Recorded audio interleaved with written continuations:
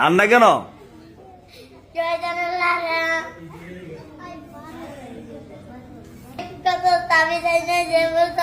বুঝছি না কি কন নিজের ভুলের কারণে কি কি নিজের ভুল করা যায় না।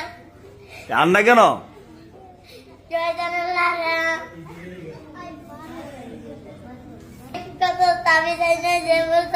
বুঝছি না কি কইছেন? আপনার আব্বার শয়তান লারা দিকে তাবিজ এনে দিছে, এরপরে কাজও না। শয়তানটা মানে আপনার তো বড় না, শয়তানের সিফাত হবে তার না ফরাত আপনারা